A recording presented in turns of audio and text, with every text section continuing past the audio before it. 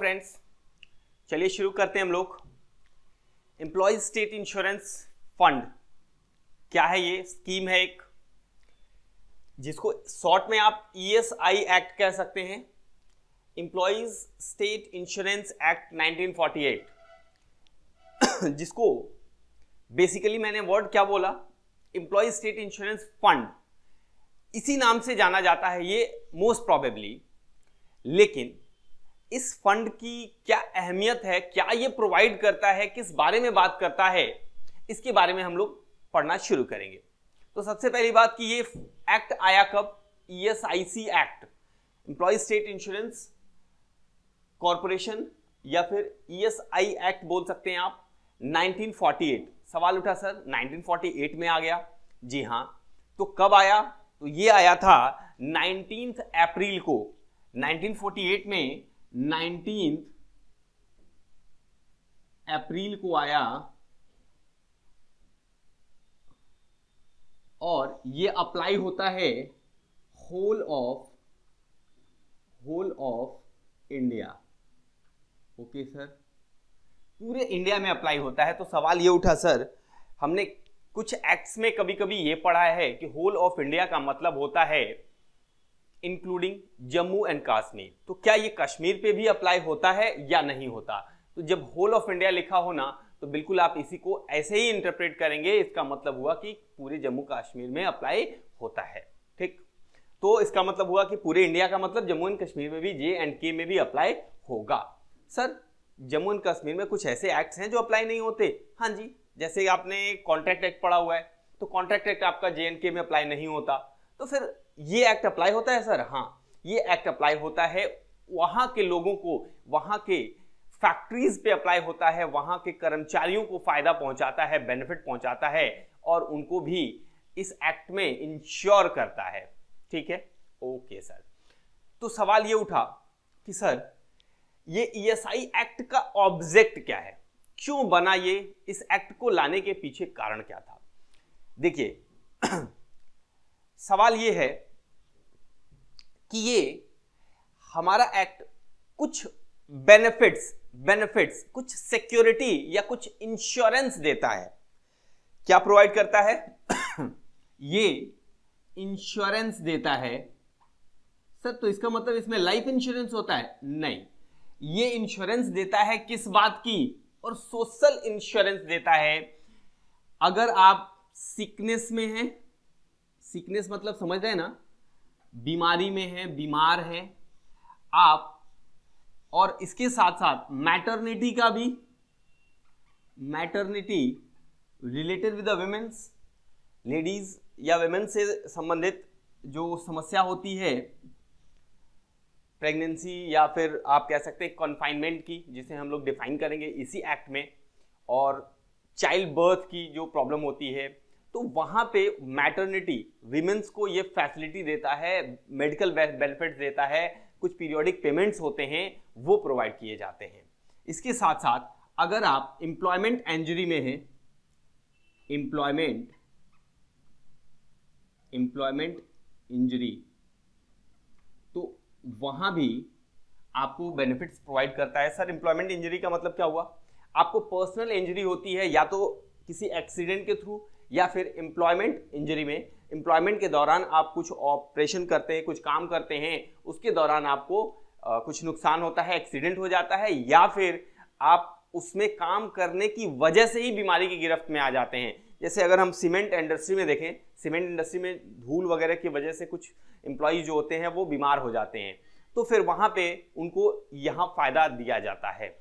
इसके अलावा अगर आप देखें तो फ्यूनरल वगैरह के, फ्यूनरल के भी खर्चे प्रोवाइड होते हैं, उसके लिए भी इंतजाम करके इस एक्ट ने रखा हुआ है। तो ये बेनिफिट्स दिए जा रहे हैं इस एक्ट में, जो ये बताते हैं कि भाई कहीं ना कहीं वो एम्प्लॉय जो है, जो जिसके ऊपर ये एक्ट अप्लाई हो रहा है या उसके अंदर आ रहा है, वो इंश्योर्ड है इन प्रॉब्लम से। ठीक, तो अब सवाल ये उठा सर कि क्या केवल एम्प्लॉय इंश्योर्ड होता है या उसके फैमिली मेंबर भी होते हैं? तो हाँ जी बिल्कुल, फैमिली और डिपेंडेंट ये दोनों को कवर कर रहा है ये एक्ट। और इन दोनों की डेफिनेशंस भी हम देखेंगे कि फैमिली का मतलब क्या होता है और डिपेंडेंट का मतलब क्या होता है। मतलब कोई पर्सन जो एम्प्लॉय है किसी एस्टैब्लिशमेंट में, तो उस एस्टैब्लिशमेंट में अगर उसका इंश्योरेंस हो रखा है, ईएसआई में वो कंट्रीब्यूट करता है या कंट्रीब्यूशन एम्प्लॉयर की तरफ से जा रहा है, तो फिर उसके ऊपर वो अप्लाई हो रहा है। और यदि उसकी डेथ हो जाती है तो उसका फायदा क्या उसके डिपेंडेंट्स को मिलेगा? जी हाँ मिलेगा। और क्या उसके फैमिली मेंबर्स को भी कुछ बेनिफिट मिलेगा? जी हाँ, फैमिली को भी बेनिफिट मिलेगा। और फैमिली भी इन्वॉल्व है इसमें, क्योंकि जब उसकी डेथ हो जाती है तो फैमिली के एल्डर मेंबर, सबसे जो बड़ा मेंबर होता है फैमिली का, उसे फ्यूनरल के एक्सपेंसेस दिए जाते हैं, या फिर अगर वो कहीं से मैनेज कर लेता है तो फिर उसको बाद में पेमेंट कर दिया जाता है। या फिर कोई और पर्सन जो अगर फैमिली नहीं है तो वो भी वहां पे लिखा हुआ है बकायदा कि क्या एक्सपेंसेस होते हैं, किस तरह से पेमेंट होता है। तो कुल मिलाकर के बात ये आई कि इंश्योरेंस है ये। अब ये सारे खर्चे जो हैं सर, तो अगर मान लीजिए किसी व्यक्ति को चोट लग गई तो क्या हम एम्प्लॉइज कॉम्पनसेशन एक्ट में नहीं जा सकते क्या? वो भी तो यही कहता है ना कि अगर एम्प्लॉय को कोई नुकसान हो रहा है तो कॉम्पनसेट कराएं, एम्प्लॉइज कॉम्पनसेशन एक्ट 1923। ओके लेकिन ये एक्ट कहता है, ईएसआई एक्ट आपका कहता है कि अगर कोई व्यक्ति इस एक्ट में कवर हो जा रहा है तो फिर उसको ईएसआई एक्ट में कवर नहीं किया जाएगा। इस एक्ट ने मना कर दिया है, हम नहीं मना कर रहे, हम कह रहे ले लो भाई, वहां भी बेनिफिट ले लो। लेकिन इस एक्ट ने मना किया है कि भैया दो जगह आपको बेनिफिट नहीं मिलेगा। आप अगर इस एक्ट में सिकनेस मैटरनिटी का अगर बेनिफिट ले रहे हैं तो फिर आपको एम्प्लॉइज कॉम्पनसेशन एक्ट 1923 में बेनिफिट नहीं मिलेगा, मैटरनिटी एक्ट में बेनिफिट नहीं मिलेगा। ठीक है, तो एक एक्ट में लीजिए, कोई दिक्कत नहीं है, आप एक ही जगह पे फायदा लीजिए। ठीक है, तो चलिए ये आपको आई थिंक ऑब्जेक्ट समझ में आया होगा कि ये क्या बोल रहा है। तो इसके ऑब्जेक्ट को जरा देखें, लिखा हुआ है the object of the act is to provide for a certain benefits to the employees in case of sickness. First one is sickness, तो ये सिकनेस के बारे में बात कर रहा है कि उसके लिए हम बेनिफिट्स प्रोवाइड करेंगे। मैटरनिटी की बात कर रहा है एंड एम्प्लॉयमेंट इंजरी की बात कर रहा है, एम्प्लॉयमेंट इंजरी के केस में भी, and to make provision for certain other matters in relation thereto. तो इनसे संबंधित अगर कोई मैटर और भी है तो उनके लिए भी प्रोविजनिंग करके ये एक्ट हमारा चल रहा है। ठीक है, तो चलिए, तो ये रहा आपके इस ईएसआई एक्ट के बारे में। अब सुनिए जरा, सर ये मदद कैसे करता है? इसके लिए एक सिनेरियो हम आपको दे रहे हैं। होता क्या है, एक एम्प्लॉयर है और एक एम्प्लॉई है।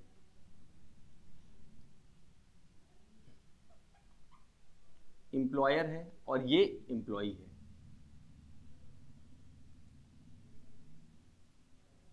ठीक, अब क्या होगा, एक फंड क्रिएट किया जाएगा, ये फंड बनाया जाएगा।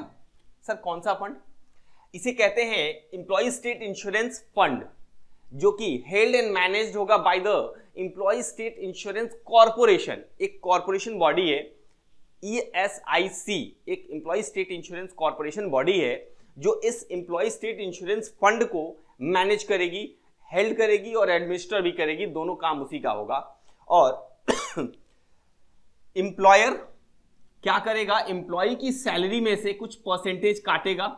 जब ये सैलरी पे करेगा एम्प्लॉय को तो उसमें से 1.75% वो काट लेगा, किसका? वेजेस का। वो आगे हम आपको बताएंगे कितना करेगा। और फिर अपने पास से भी 4.75% अपने पास से डाल करके, और दोनों पैसा क्या करेगा, ये यहां से लेगा और ये दोनों पैसे इस फंड में इन्वेस्ट कर देगा।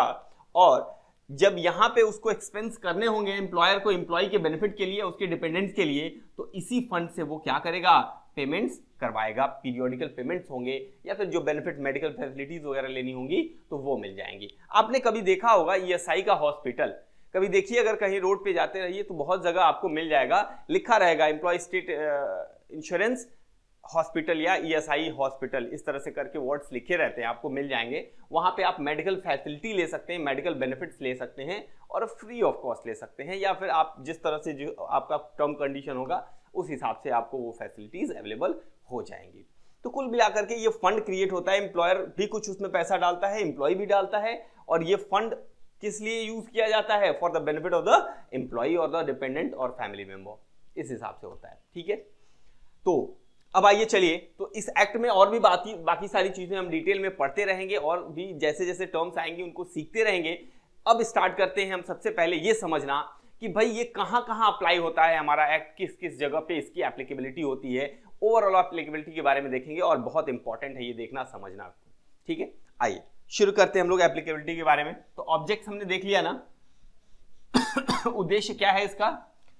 उद्देश्य है कि ये मैटरनिटी, सिकनेस और एम्प्लॉयमेंट इंजरी या कोई और भी मैटर्स हैं जो रिलेटेड हैं उससे, तो उनके बारे में उनसे बेनिफिट्स प्रोवाइड करने का इसका उद्देश्य है, ठीक।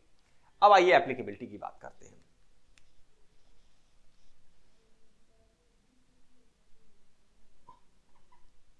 एप्लीकेबल कहां है?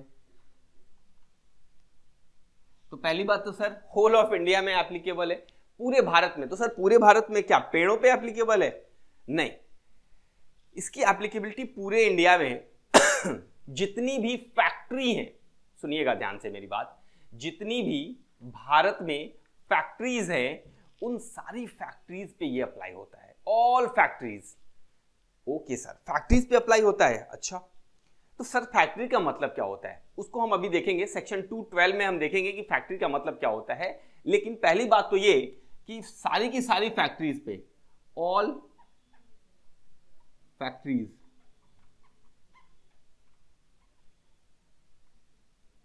In India.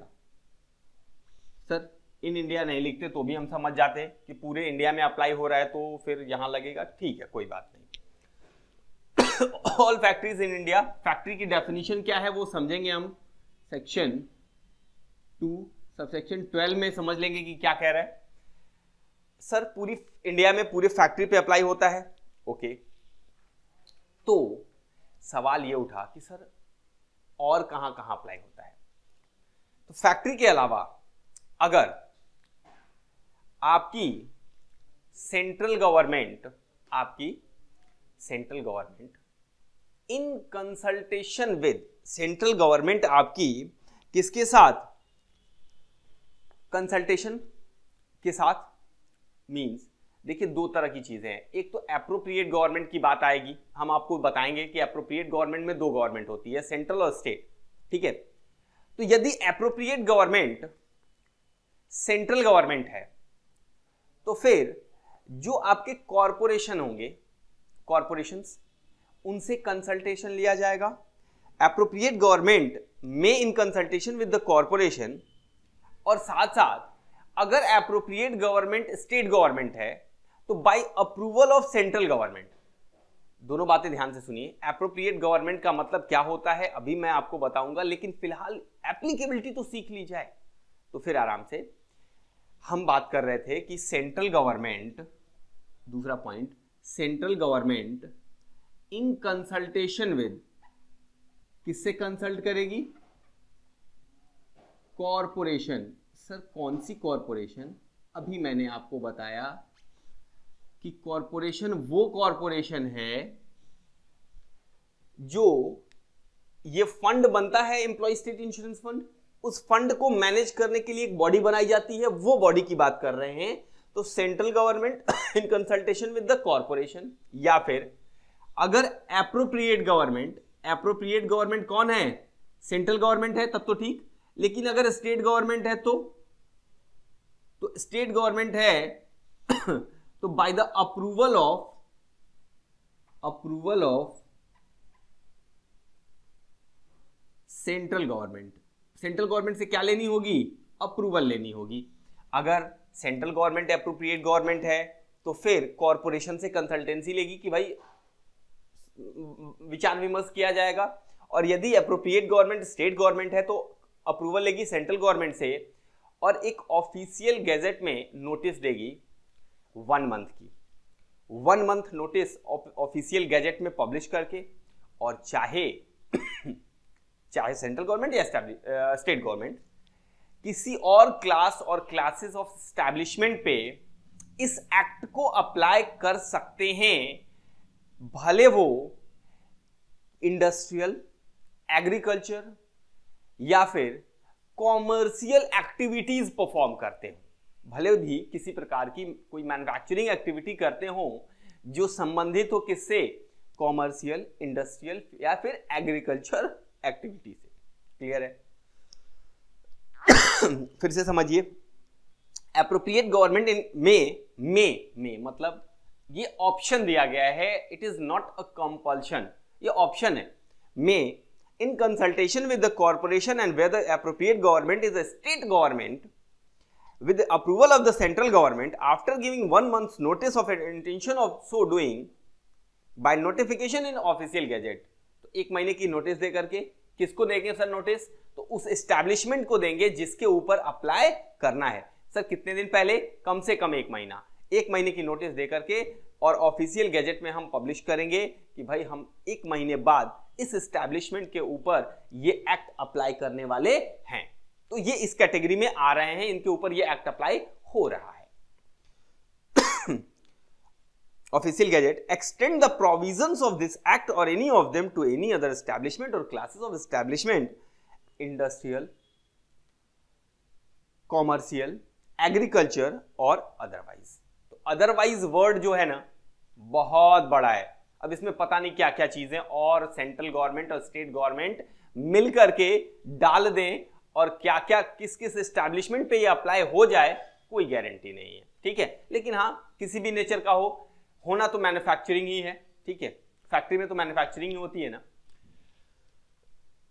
सर देखिए, कुछ स्टूडेंट्स के दिमाग में वो कहां से उनको ये पता चल रहा है मुझे नहीं मालूम, लेकिन कुछ स्टूडेंट्स के दिमाग में ये बात आती है कि sir central government, state government और एप्रोप्रिएट गवर्नमेंट मतलब जो भी हो वो चाहे तो किसी ऐसे एस्टैब्लिशमेंट पे, अभी देखिएगा मैं आपको फैक्ट्री की जब डेफिनेशन बताऊंगा तो वहां पे ये लिखा हुआ है कि फैक्ट्री का मतलब ये होता है जहां पे 10 और मोर वर्कर्स, 10 और मोर पर्संस काम कर रहे हो किसी प्रीमाइस या प्रेसिंग्स देयर ऑफ, और वहां पे उसको फैक्ट्री मानेंगे हम।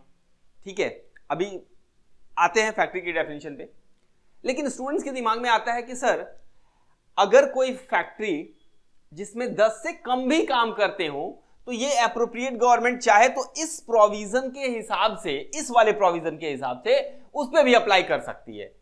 तो ये चीज जो है ना थोड़ी सी मुझे समझ नहीं आती कि कहां से ये सोर्सेस मिल रहे हैं, इंफॉर्मेशन आ रही है। तो स्टूडेंट के दिमाग में ये चीजें हैं तो ये गलत है, इसको दिमाग से निकालिए। ठीक है, फिर से अभी मैं फैक्ट्री पे आऊंगा थोड़ी देर में, लेकिन फिलहाल अभी ये समझ लीजिए।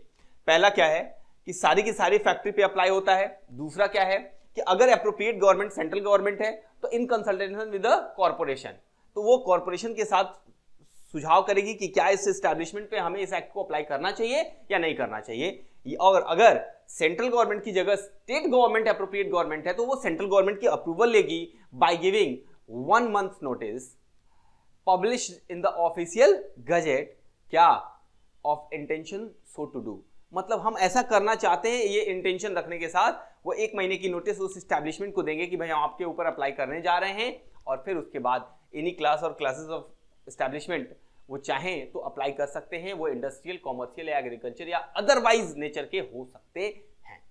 क्लियर है? Okay sir. तो पहला पॉइंट है in the first instance applicable to all factories. तो ये एक्ट हमारा फर्स्ट इंस्टेंस में सारे के सारे फैक्ट्रीज पे अप्लाई होता है, including factories belonging to the government other than seasonal factories. तो ये दो चीजें हैं। तो फैक्ट्री के ऊपर अप्लाई होगा in India other than government, other than seasonal factories. तो सीजनल फैक्ट्रीज के ऊपर अप्लाई नहीं होता, और ये फैक्ट्री भले से गवर्नमेंट की हो कोई प्रॉब्लम नहीं है, वहां ESI एक्ट लग जाएगा, गवर्नमेंट की हो या नॉन गवर्नमेंट हो कोई फर्क नहीं पड़ता। लेकिन सीजनल एस्टैब्लिशमेंट पे ये अप्लाई नहीं होता, और सीजनल एस्टैब्लिशमेंट किसे कहते हैं वो देखेंगे हम, और फैक्ट्री किसे कहते हैं वो देखेंगे, और फिर उसके बाद हम लोग आगे बढ़ेंगे। तो आइए एक और पॉइंट देख लें इसी सीक्वेंस में। पहला फैक्ट्री हो गया, चाहे गवर्नमेंट हो या नॉन गवर्नमेंट, गवर्नमेंट सेक्टर की फैक्ट्री हो, गवर्नमेंट एस्टैब्लिशमेंट हो फैक्ट्री, या फिर नॉन गवर्नमेंट हो कोई प्रॉब्लम नहीं है। लेकिन सीजनल एस्टैब्लिशमेंट अगर सीजनल है, वो फैक्ट्री ऐसी है जो सीजनल बेसिस पे काम करती है, तो वहां पे हमारा ESI एक्ट अप्लीकेबल नहीं होगा। सेंट्रल गवर्नमेंट अगर क्या है, याद हो जाना चाहिए आपको सेंट्रल गवर्नमेंट हमारी अप्रोप्रिएट गवर्नमेंट है तो कोई प्रॉब्लम नहीं है, वो कंसल्ट करेगी कॉर्पोरेशन से। कौन सी corporation sir? Employee state insurance corporation, जो आपके फंड को हेल्ड और मैनेज करती है, उस कॉर्पोरेशन से कंसल्ट करके किसी भी इंडस्ट्रियल, एग्रीकल्चर या कॉमर्शियल या अदरवाइज एस्टैब्लिशमेंट पे अप्लाई कर सकती है, या फिर state government with approval of central government after giving 1 month notice. तो लेकिन सेंट्रल गवर्नमेंट को भी ये ऑफिशियल गैजेट में देना पड़ेगा, 1 मंथ नोटिस देनी पड़ेगी, ठीक है ना। ये दोनों के लिए है, ध्यान से पढ़िए। एप्रोप्रिएट गवर्नमेंट में in consultation with the corporation and where the appropriate government is the state government with approval of central government. अब ये सबके लिए अप्लाई होगा। After giving 1 month notice of its intention so to do, तो ये intention हम देंगे कि भाई हम ऐसा करना चाहते हैं, वो सेंट्रल गवर्नमेंट हो या स्टेट गवर्नमेंट हो, और by notification the official gazette क्या कर सकती है? Extend the provision of this act, ठीक। तीसरी बात सुनिए, first point, second point and third point क्या है कि एक बार वंस एप्लीकेबल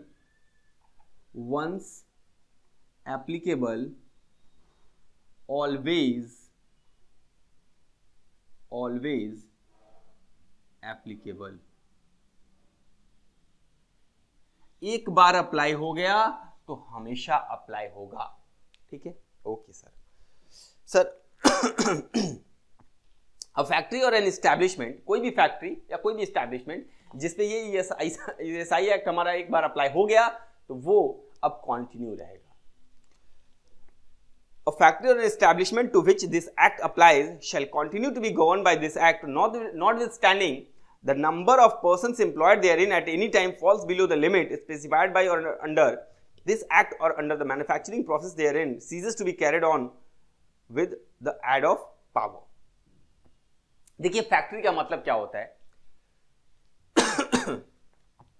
फैक्ट्री का मतलब होता है कि जहां पे 10 या 10 से अधिक लोग काम करते हो with the aid of power.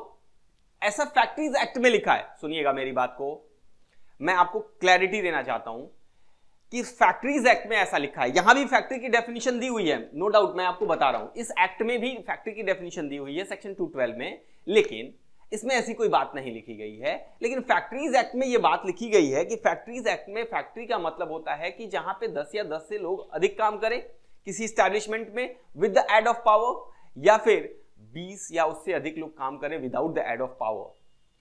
तो फिर ये जो नंबर दिख रहे हैं ना आपको, यहां तो बस इतना लिखा हुआ है कि 10 या 10 से अधिक लोग काम कर रहे हैं तो फैक्ट्री है, ये हम आते हैं उस पर। तो ये जो नंबर्स हैं 10 या 10 से अधिक लोगों की, तो जिस दिन 10 या 10 से अधिक लोग हो गए तो वो फैक्ट्री बनेगी, और फैक्ट्री बनेगी तो उसके ऊपर ये एक्ट अप्लाई होगा। तो ये कह रहा है कि अगर एक बार ये एक्ट अप्लाई हो गया तो फिर अगर वो नंबर कम भी हो जाते हैं, वो फैक्ट्री की डेफिनेशन से बाहर भी निकल जाता है, तो भी कोई दिक्कत नहीं है, वहां उस एस्टैब्लिशमेंट पे ये एक्ट हमारा एप्लीकेबल रहेगा, ठीक है। इसका मतलब ये हुआ सर, जल्दी से हमें फैक्ट्री की डेफिनेशन बता दीजिए, फटाफट बताइए, नहीं तो हम घबराहट के मारे मरे जा रहे हैं। हमको जल्दी बताइए कि फैक्ट्री की डेफिनेशन क्या है, तब हमें समझ में आए कि ये एग्जैक्ट है क्या, ठीक है। आइए तो देखिए सेक्शन 212 का क्या कहता है फैक्ट्री के बारे में। आपके एक्ट में ही दी हुई है फैक्ट्री की डेफिनेशन, और यहां लिखा हुआ है factory means any premises including precincts thereof. Including precincts thereof का मतलब क्या होता है सर? प्रीमाइस का मतलब होता है कि कोई भी बिल्डिंग, मकान, घर, ये है आपका, और प्रीसिंक्ट्स देयरऑफ का मतलब अगर इससे जुड़ा कोई जमीन का टुकड़ा है, जुड़ा हुआ, सटे हुए, अगर यहां पे कोई जमीन का टुकड़ा है तो ये भी इसमें इंक्लूड हो जाता है, इसी की बात कर रहा है वो प्रीसिंक्ट देयरऑफ, ठीक है। जहां पे कोई मैन्युफैक्चरिंग एक्टिविटी या किसी पूरी फैक्ट्री में या किसी कोने में चल रही हो, वेयर ऑन 10 और मोर पर्सन। तो यहां आपके एक्ट में ये लिखा हुआ है 10 और मोर पर्सन्स आर एम्प्लॉयड, और वो एम्प्लॉयड आर एम्प्लॉयड, अभी हैं 10 या 10 से लोग अधिक अभी भी एम्प्लॉयड है, या पिछले 12 महीने में किसी भी एक दिन, पिछले 12 महीने में किसी भी एक दिन एम्प्लॉयड थे, है नहीं थे, या तो हैं 10 या 10 से अधिक लोग, या पिछले 12 महीने में किसी भी एक दिन एम्प्लॉयड थे। पर employed on any day of the preceding 12 months and in any part of which, और इस फैक्ट्री के किसी भी एक पार्ट में, कोई जरूरी नहीं कि पूरी फैक्ट्री में, हो सकता है इस प्रीसिंक्ट में ही, हो सकता है इस प्रिसिंक्ट में ही मैन्युफैक्चरिंग एक्टिविटी होनी चाहिए। ओके सर, फैक्ट्री का मतलब मैन्युफैक्चरिंग, फैक्ट्री का मतलब manufacturing. Part of which a manufacturing process is being carried on or is ordinarily so carried on, ordinarily so carried on होता है या जनरली यही होता ही है। बट फैक्ट्री में क्या चीजें नहीं आएंगी जरा सुनिएगा, और इस लाइन को जरा ध्यान से सुनिएगा, क्योंकि इसमें मैं आपको बताने वाला हूं कि कहां कंफ्यूजन होती है, क्या गलत समझा जाता है। ठीक है, आइए। But does not include a mine, does not include a mine subject to the operation of the Mines Act 1952। Sir, इसका मतलब ये हुआ कि क्या माइन को फैक्ट्री के बाहर कर दिया गया? क्या जमीन के अंदर अगर कोई मैन्युफैक्चरिंग एक्टिविटी हो रही हो तो उसे हम फैक्ट्री नहीं मानेंगे, भले वहां 10 से अधिक लोग काम कर रहे हो? आपने तो बिल्कुल सही समझा, लेकिन ध्यान क्या रहे कि ये वो माइन नहीं है सारे माइन नहीं, वही माइन जो माइंस एक्ट 1952 के तहत आते हो, क्योंकि यहां पे वर्ड क्या लिखा है, subject to the operation of mine acts. तो माइन एक्ट जहां लगेगा वो माइन की बात हो रही है, उसे हम फैक्ट्री नहीं मानेंगे, क्योंकि वहां माइन एक्ट के प्रोविजंस लगेंगे ना, तो फैक्ट्री एक्ट नहीं मानेंगे हम। बात समझ आ रही है सर?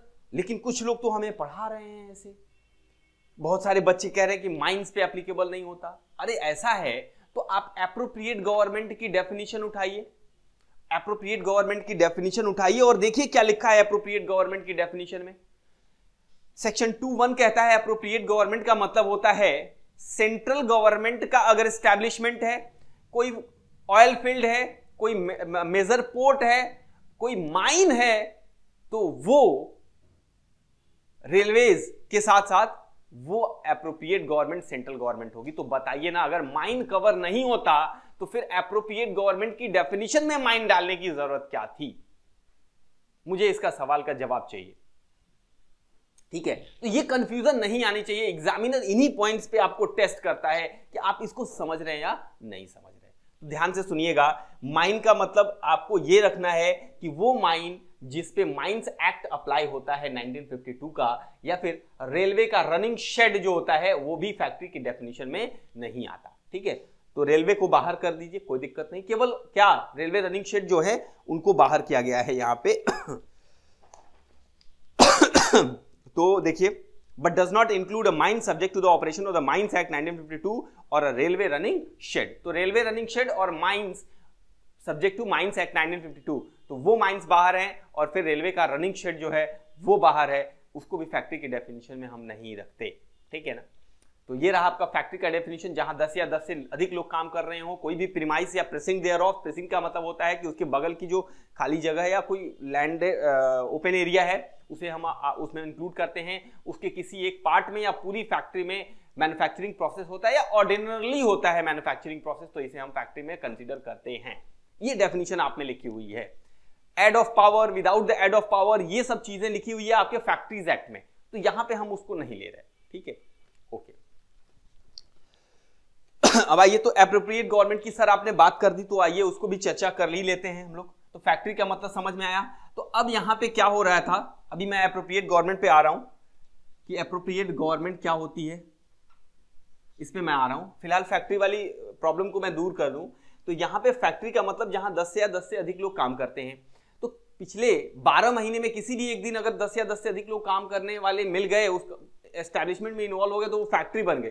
अगर फैक्ट्री बन गई इंडिया में है तो उसके ऊपर ये एक्ट अप्लाई हो जाएगा। लेकिन अगर मान लीजिए सब्सिक्वेंटली वो नंबर्स कम हो जाएं, तो क्या फिर वो अप्लाई रहेगा? जी हां, ऐसा नहीं होगा कि वो फैक्ट्रीज एक्ट उस पर ESI एक्ट अप्लाई ना हो, वो अप्लाई कंटिन्यू रहेगा। ये यहां पे लिखा हुआ है। ठीक। अब सवाल ये उठा कि सर, अभी मैंने आपको बताया कि सर ये जो गवर्नमेंट के पास पावर है एक्सटेंड करने की, तो क्या जहां पे 10 से कम एम्प्लॉय काम करते हैं वहां भी हो सकता है? तो इसके लिए मैं बिल्कुल मना करूंगा, और इस पे केस लॉ भी बना हुआ है आपके सामने। वो केस लॉ है, क्या नाम है सुन लीजिए जरा। उस केस लॉ का नाम है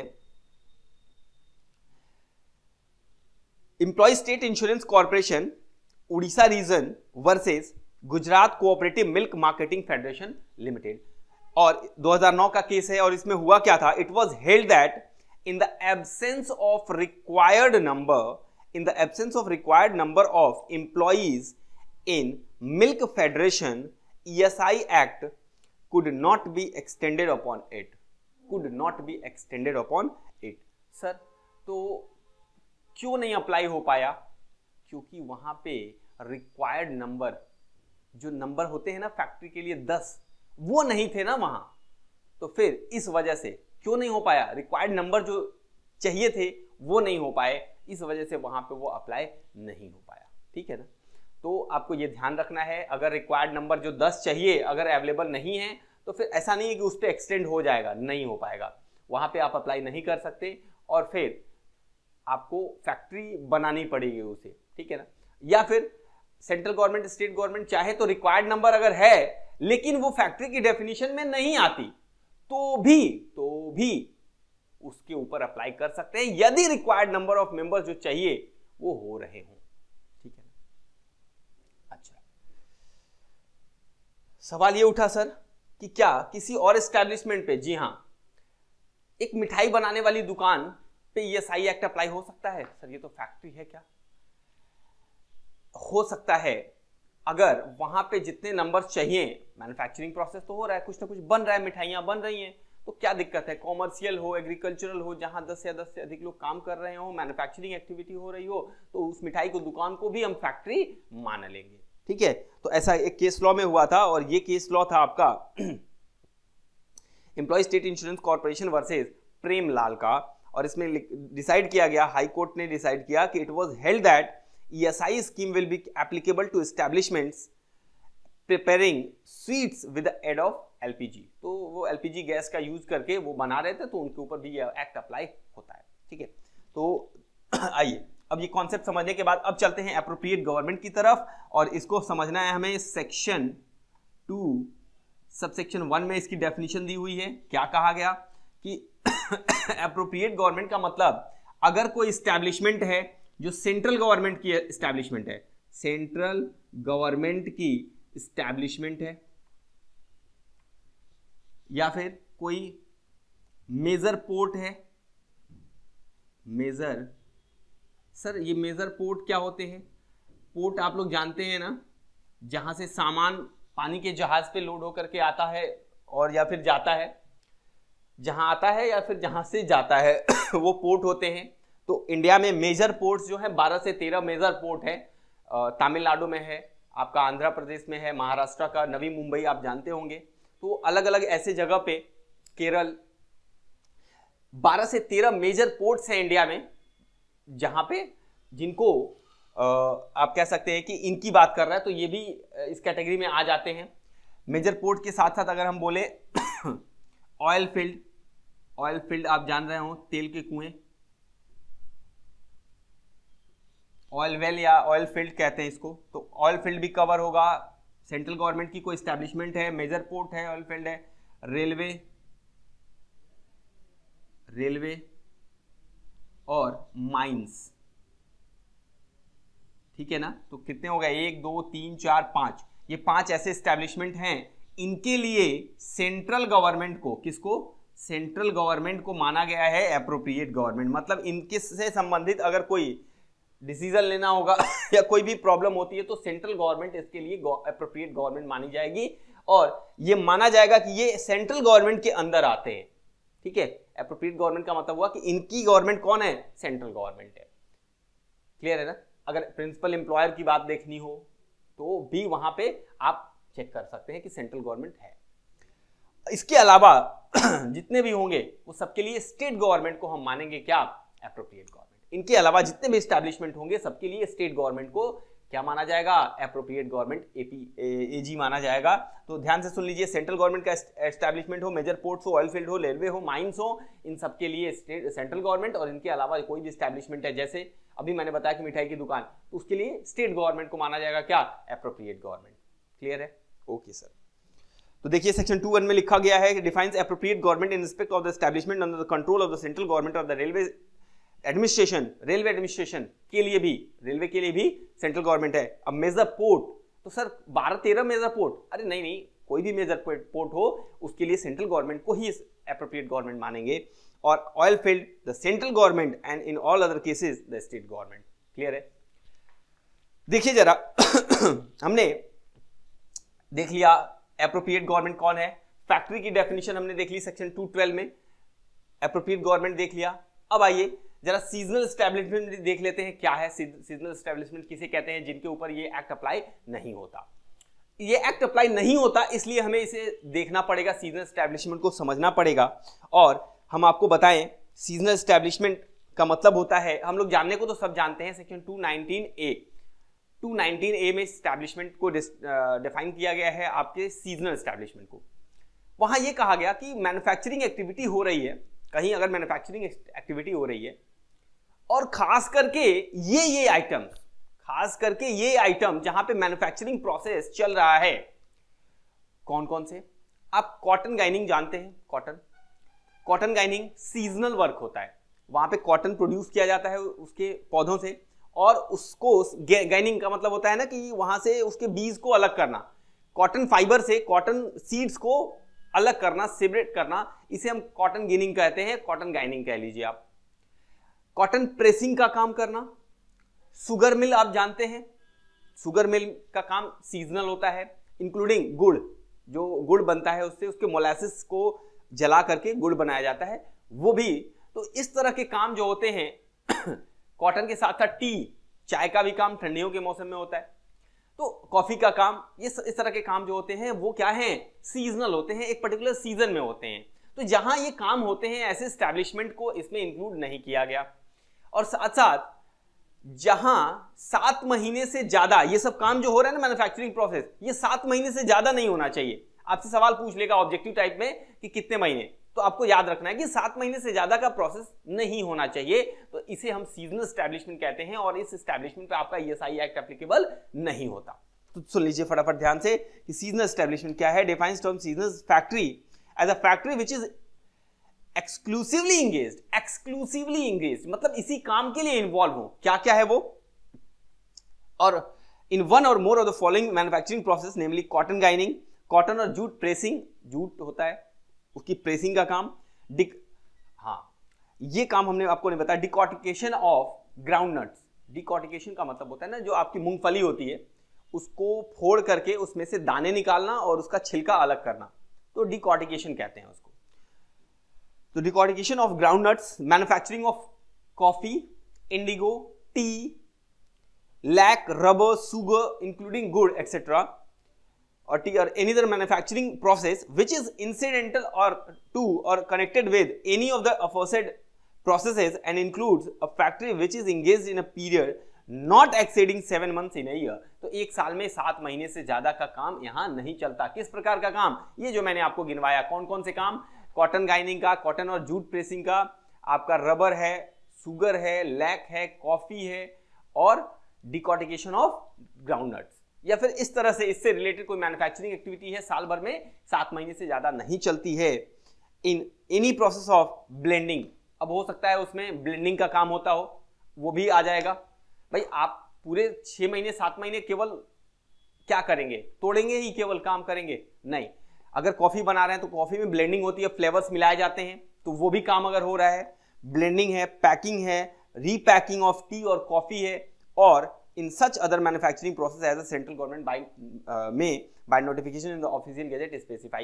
तो सेंट्रल गवर्नमेंट स्पेसिफाई कर सकती है कि इस तरह के काम अगर हो रहे हैं और इस प्रोसेस में इन्वॉल्व है, 7 महीने से ज्यादा का काम नहीं हो रहा है, तो इसे हम सीजनल एस्टैब्लिशमेंट मानेंगे। सीजनल एस्टैब्लिशमेंट बनते ही, फैक्ट्री बनते ही इसके ऊपर ईएसआई एक्ट एप्लीकेबल नहीं होगा।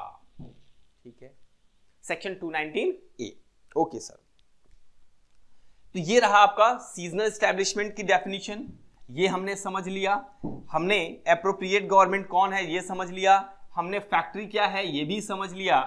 अब आइए बात करते हैं हम लोग छोटे से टर्म, जो अभी मैंने कन्फाइनमेंट एक नाम लिया था, बार बार आएगा कि चूंकि बेनिफिट्स जो ईएसआई एक्ट में बेनिफिट्स होते हैं वो प्रोवाइड किए जाते हैं कन्फाइनमेंट में।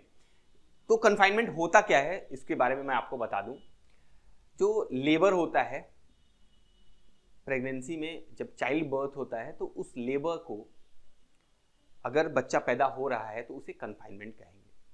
या फिर अगर बच्चा पैदा नहीं है लेकिन पेन है, लेबर है, और 26 months of pregnancy, 26 months of pregnancy के बाद अगर लेबर पेन हो रहा है, कोई लेबर है, भले बच्चा अलाइव हो या डेड हो, तो इसे हम कन्फाइनमेंट की कैटेगरी में रखते हैं।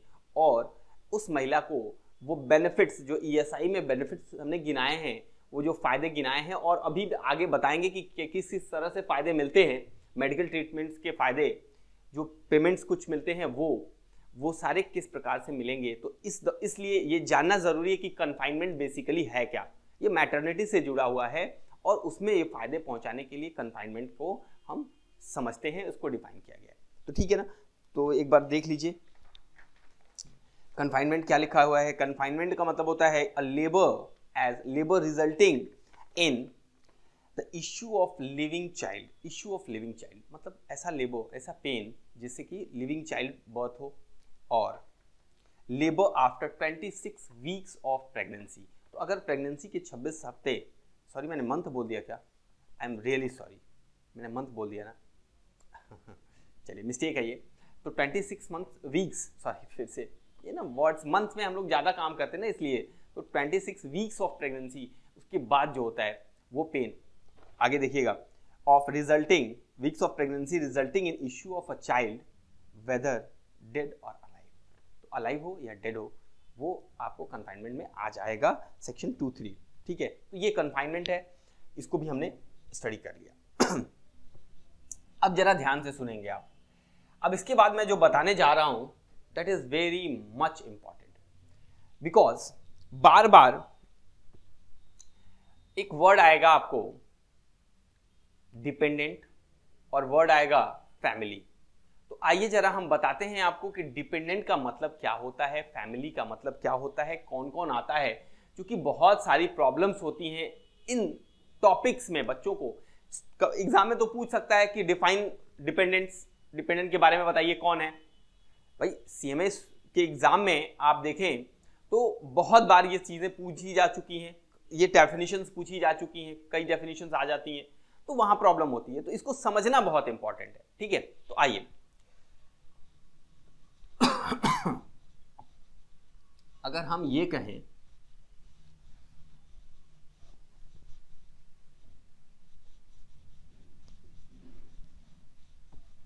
एक पर्सन है, सर ये डेफिनेशन हम पढ़ क्यों रहे हैं डिपेंडेंट की, क्योंकि हम जानते हैं कि अगर कोई पर्सन उसके नाम से ESI एक्ट में रजिस्ट्रेशन है और उसके ऊपर अप्लाई हो रहा है, उसको इंश्योर्ड है, तो अगर उसकी डेथ हो जाए तो डिपेंडेंट्स को ही तो फायदे मिलेंगे। तो डिपेंडेंट के बारे में भी जानना पड़ता है, तो कौन है डिपेंडेंट, ये इंपॉर्टेंट चीज है। तो अगर कोई पर्सन है जिसका इंश्योरेंस है, पर्सन जिसका इंश्योरेंस है, इसकी डेथ हो रही है, तो इसकी विडो, सबसे पहला तो वही आएंगी डिपेंडेंट में, वाइफ जो होगी विडो इस व्यक्ति की, वो आ जाएंगी इसमें, उनको कवर किया गया है। इसके साथ अब ध्यान से सुनिएगा, बच्चों की बात करते हैं। बच्चा, सर बच्चे की बात कर रहे हैं, चाइल्ड, सन हो या फिर डॉटर। ठीक है, चाहे वो सन हो या डॉटर, हो सकता है भाई दोनों हो सकते हैं। सर 2 बच्चियां हो तो फिर केवल डॉटर होंगे, सन नहीं होगा। अगर बच्चा है तो उसके लिए क्या है, देखिए 2 टर्म होते हैं। एक होता है इसको मैं लिख करके हटा दूंगा फिर, लेजिटिमेट, और या चलिए दूसरा इलेजिटिमेट।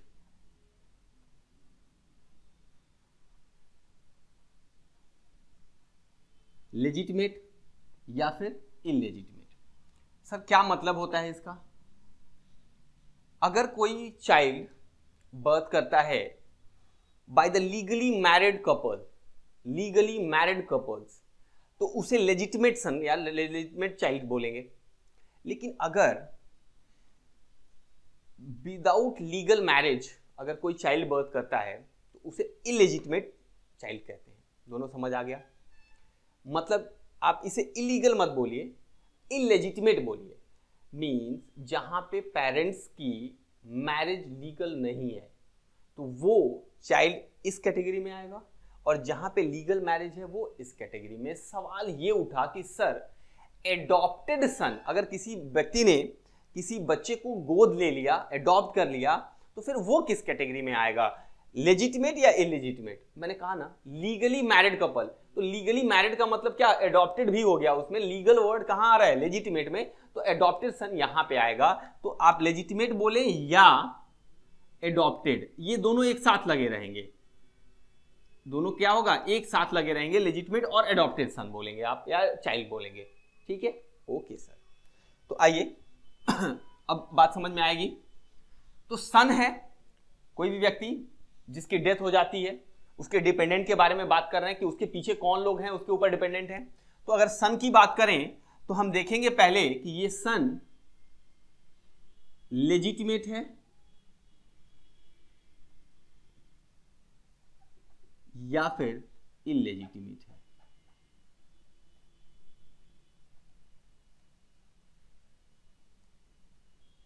ठीक, अगर लेजिटिमेट है तो हमें इसकी उम्र देखनी होगी, क्या ये बिलो 25 है, क्या ये 25 साल से कम उम्र का है, या 25 और अबव उससे ऊपर का है। यदि 25 साल से कम उम्र है, कितनी, 25 साल से कम उम्र का बच्चा है, a son who has not completed his 25 year of age or below he is of 25 below the age of 25 year, तो इस केस में ये डिपेंडेंट माना जाएगा ये डिपेंडेंट माना जाएगा, हम मानेंगे कि वो उस पर्सन के ऊपर डिपेंडेंट है और इसको फायदे मिलने चाहिए। अगर 25 साल या उससे ऊपर है तो फिर इसके लिए क्या करना सर, इसके लिए ये देखना है हमें कि ये उसी केस में ये लेजिटिमेट चाइल्ड है, ये उसी केस में डिपेंडेंट माना जाएगा यदि फिर से ध्यान से सुनिए, यदि वो क्या हो, ये 25 ईयर और अबव है, यस, तो इसे हम मानेंगे इफ व्हाट, इनफॉर्म अगर ये इनफॉर्म का मतलब होता है मेंटली और physically abnormal, a person who is suffering from abnormality due to either employment injury or otherwise. तो वो एम्प्लॉयमेंट के दौरान या फिर अदरवाइज क्या सफर कर रहा है, सॉरी एम्प्लॉयमेंट वर्ड यहां पे रखना उचित नहीं है, लेकिन हाँ ये जानना है कि वो अगर फिजिकल या मेंटल एबनॉर्मैलिटी से सफर कर रहा है तो फिर उसे हम लोग इनफॉर्म कहते हैं। और इनफॉर्म है अगर और Holi dependent on the parent है, क्या है, एंड इसके साथ साथ होली डिपेंडेंट। देखिए 25 साल से ऊपर की उम्र का है, हो सकता है शादी हो जाए तो वाइफ उसकी अर्निंग कर रही हो, वो अपने पेरेंट के ऊपर डिपेंडेंट ना हो, तो फिर इसको वहां कैटेगराइज नहीं करेंगे, इसे डिपेंडेंट नहीं मानेंगे। लेकिन हाँ 25% या उससे 25 साल 25 ईयर्स या उससे ज्यादा की उम्र है